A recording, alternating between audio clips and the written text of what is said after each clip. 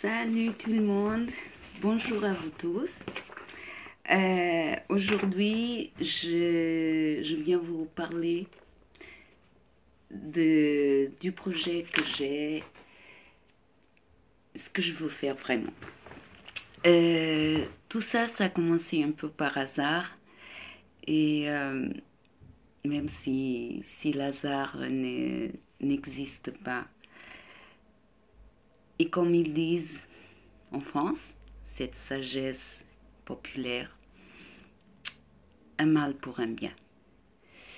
C'est vrai qu'on a du mal à accepter cette expression, à la comprendre quand on traverse la tempête, mais une chose est certaine, après que la tempête elle passe, on le comprend. Et c'est là qu'on se dit vraiment un mal pour un bien. Mais notre façon de fonctionner, notre propre société, la quête du bonheur, du plaisir, du confort, de la richesse, du bien-être, de la joie, finalement, à force de rechercher ça et de le vouloir excessivement, on a fini pour avoir peur de ne pas arriver, de ne pas réussir. Et on a créé une société basée dans la forme, dans des règles, des lois, des croyances établies que se sont tournées cette étiquette morale d'appartenance à une société. Une société dite libre qui est devenue rigide dans son propre fonctionnement. On a accepté inconsciemment des croyances comme des vérités absolues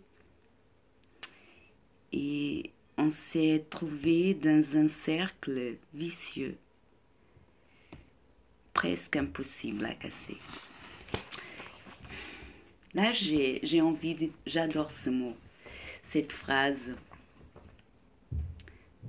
L'homme n'est pas né méchant, c'est la société qui le corrompt. Aucun homme est né méchant, c'est la société qui le corrompt. Cette cette sagesse populaire, cette sagesse au fond de nous, on est obligé de la mettre de côté parce que notre société qui est établie dans des bases solidement et fortement ancrées dans l'inconscient collectif, la mise à l'épreuve de ces fondations millénaires est protégée par des mécanismes de défense de notre propre organisme.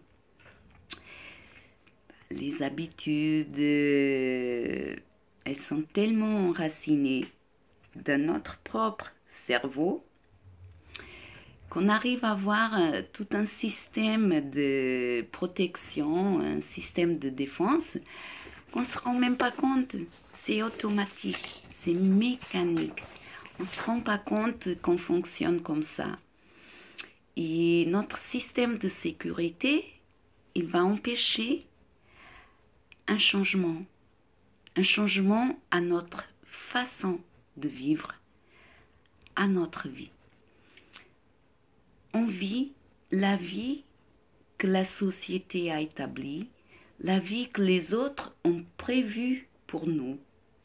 Parce que on vit en total désaccord avec nous-mêmes. Entre ce qu'on veut, ce qu'on pense, ce qu'on dit et ce qu'on fait, il n'y a aucune cohérence. Mais on est tellement inconscient, ignorant de notre propre nature, de notre vraie nature. Plusieurs solutions, elles étaient présentées tout au long des millénaires, depuis la nuit des temps.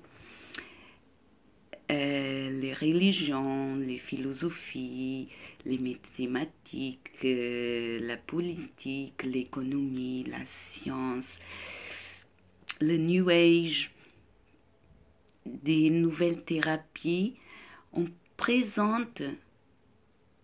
toujours essayé de présenter des solutions à cette spirale de souffrance qu'on s'inflige inconsciemment. La plupart du temps, c'est inconscient. Et on cherche une solution miraculeuse, que ce soit la religion, que par magie, tous nos problèmes ils vont disparaître, qu'on peut enfin être en paix, on peut enfin vivre heureux. Mais vivre heureux et en paix, on ne peut pas l'être si on ne l'est pas avec nous-mêmes. Et tout ce que la société a fait depuis la nuit des temps, depuis des millénaires, c'est installer l'homme dans une confusion totale, dans un total manque de confiance en lui-même. Voilà, toute une nouvelle, toutes les religions, les sectes, les idéologies. Ce que ça fait, c'est que l'homme, il a perdu sa foi. C'est même pas un manque de foi, c'est une totale absence de foi, un total manque de confiance en lui-même. L'homme est un être social. On a tous besoin d'appartenir à un groupe. On a tous besoin d'aimer, d'être aimé. Mais pour appartenir à un groupe, on va être obligé d'accepter les règles du groupe, les croyances du groupe, les traditions, les coutumes du groupe. Car si on ne les accepte pas, on va être jugé, banni, on va être puni. Une forme de punition que la société a trouvée pour punir l'homme, c'est les jugements. On va le juger incapable, on va le juger inacceptable dans son comportement. On va le punir. Et après, ça dépend des punitions. C'est pour faire l'homme revenir aux croyances, aux lois, aux règles établies. Et si même ça ne fonctionne pas, on va bannir l'homme de ce groupe. Une façon de le tuer, une façon de l'exclure, c'est la punition, la pire des punitions, la mort. Et l'homme, il a peur de la mort. C'est la peur la plus grande, la peur de la séparation. Et l'homme, il évite tout pour ça. Depuis la nuit des temps, toutes les sociétés fonctionnaient dans ce modèle. Et elles continuent à fonctionner exactement de la même façon aujourd'hui. aucun changement a été fait. C'est exactement de la même façon. Il faut se plier aux règles, aux croyances.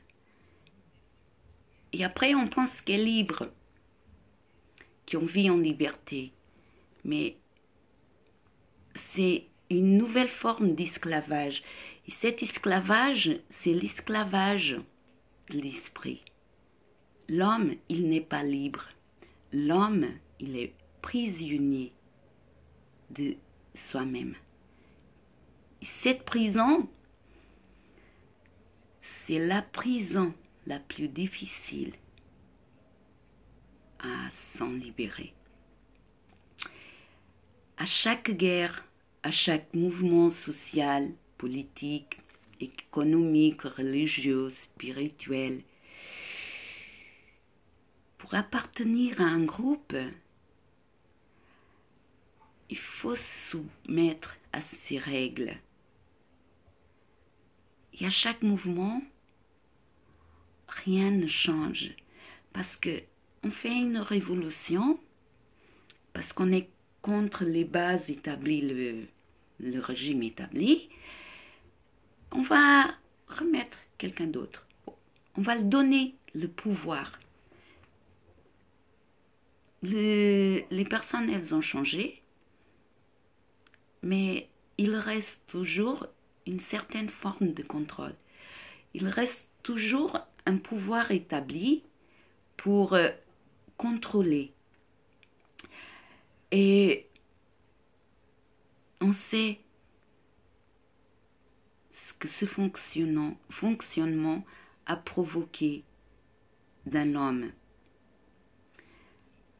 Un comportement soumis et parfois contraire à sa propre nature. Ayant comme cause la souffrance. Et pour faire face à cette souffrance, l'homme s'est adapté physiquement, mentalement, biologiquement, spirituellement. L'homme est devenu un automate. Un automate des croyances et d'habitudes de son groupe, de son ethnie, de son pays. Des croyances qu'il n'ose même pas mettre en cause, pas peur de souffrir, d'être puni, d'être abandonné. L'homme, il a plus peur de souffrir qu'envie de chercher le plaisir. Et le cerveau humain, il a développé cette qualité. Parce que la survie, elle dépendait de se protéger. Il fallait trouver une mémoire pour se protéger, pour se défendre. Et l'homme, il s'est adapté. Il s'est adapté pour éviter toute situation de souffrance, de danger. Ce mécanisme est la peur. Et comme notre cerveau, il a développé un système de protection, la peur, elle est devenue un système, un mécanisme qui fonctionne automatiquement. Ce n'est bien ni mal, c'est une habitude ancrée dans l'homme. L'homme, il va tout faire pour éviter la souffrance. Alors, il va garder en mémoire tout ce qu'il fait souffrir. C'est pour ça que nos pensées négatives, nos pensées qui nous font souffrir, on a du mal à les oublier. Elles vont rester là pour nous éviter de recommencer. Et toutes ces situations dangereuses, négatives, qui nous ont causé la peur, la souffrance, sont notre système de défense, sont notre protection. C'est comme ça qu'on fonctionne. Et par contre, les situations de plaisir, elles n'étaient pas besoin pour la survie de l'homme. C'est pour ça qu'on a tendance à l'oublier plus facilement. Toutes les situations de joie, de plaisir, de confort, de bien, les pensées positives, on les oublie facilement. Parce que ce n'est pas une question de survie. Pour ça, pour renforcer une pensée positive, il faut 5 fois plus d'efforts que pour accepter une pensée négative. Celle-là est automatique. C'est une habitude. Bon, tout ça, c'est pour rentrer dans le sujet et de vous parler de mon projet de développer une thérapie. Je sais, c'est un projet ambitieux et c'est un projet auquel je crois. Et c'est bien pour ça que j'ai commencé. Et maintenant, je ne peux plus faire marche arrière. J'ai commencé, je vais jusqu'au but. Mon objectif est d'aider des gens qui souffrent. Des gens que cette thérapie que je pense, ça fait longtemps que ça a commencé inconsciemment. Je vais vous dire comment ça a commencé. Ça a commencé, c'est une expérience personnelle, une situation de vie très très difficile que j'ai vécue.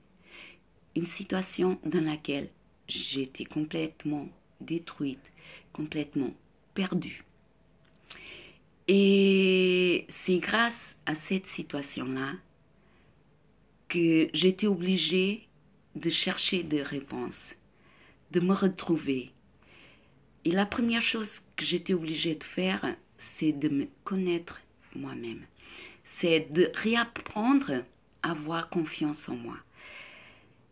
C'est apprendre à être moi-même, à savoir m'affirmer, à retrouver la foi. Pas les croyances, non, ça c'est un autre sujet, mais la foi.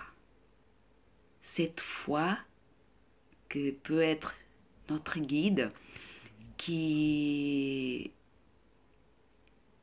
nous fait aller plus loin. Et mon projet, ça va être dans le domaine de les relations humaines. Oui, je sais, c'est très vaste, mais dans les relations humaines, je parle du côté des relations difficiles, des relations toxiques. Ce qu'on a l'habitude de parler des manipulateurs, des pervers, de narcissisme, tout ça, c'est un sujet auquel je suis très très sensible. Et dans ce sujet, dans toutes mes recherches,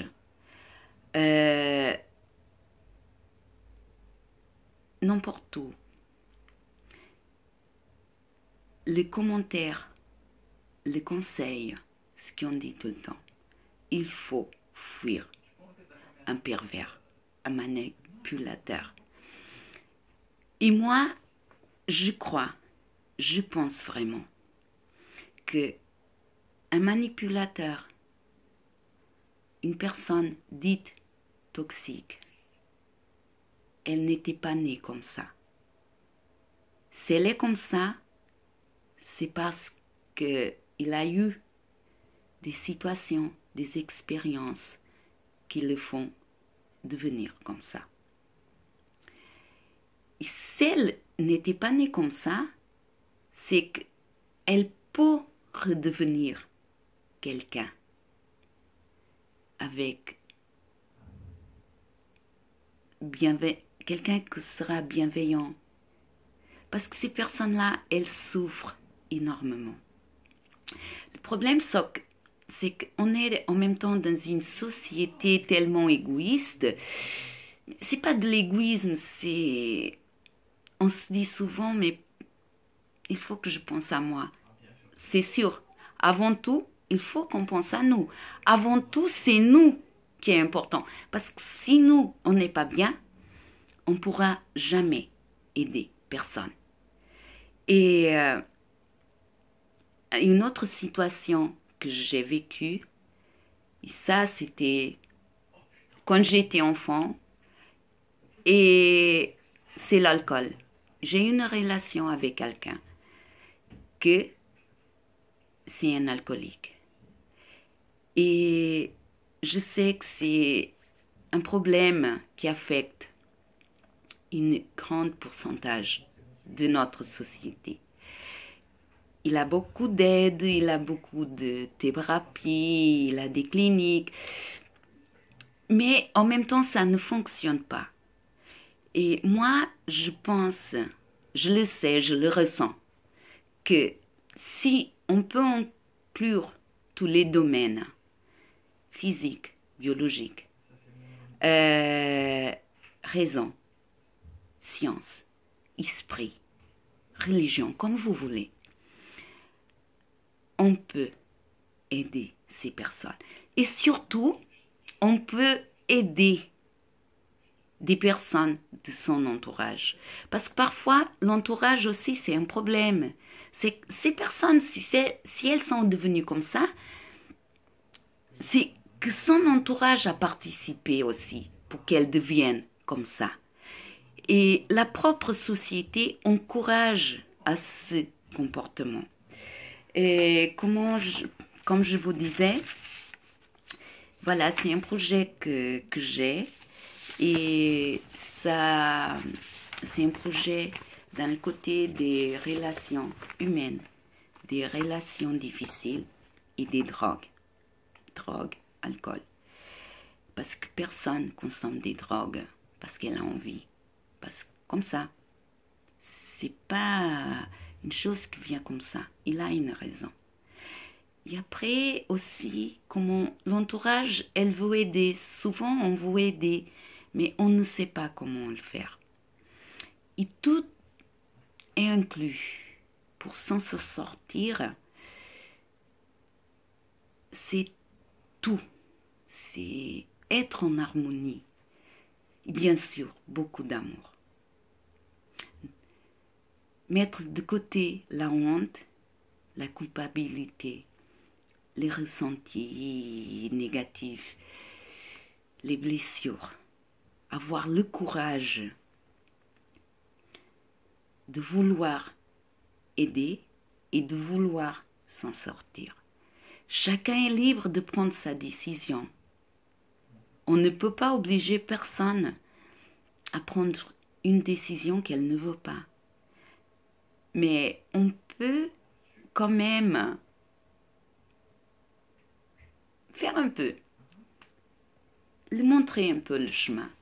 C'est ça mon objectif.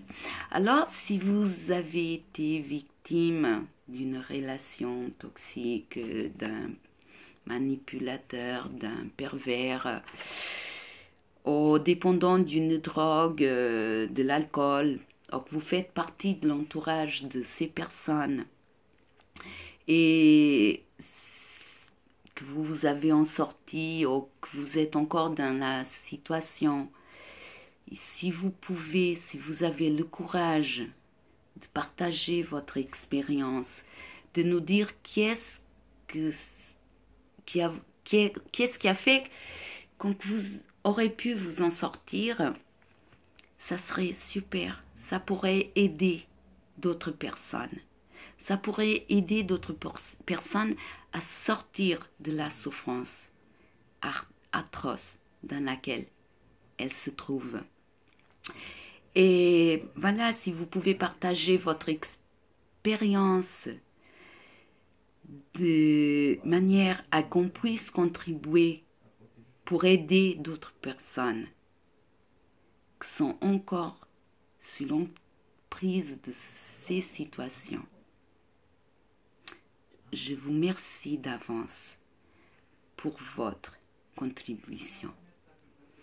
Je pense que beaucoup de souffrance peut être évitée si on a en notre possession des bons outils, si on a plus de connaissances, si on arrive à surmonter la peur, beaucoup de souffrance peut être évitée.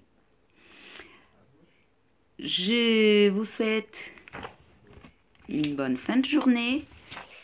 Je vous dis à bientôt et joie et gloire à vous tous. Merci.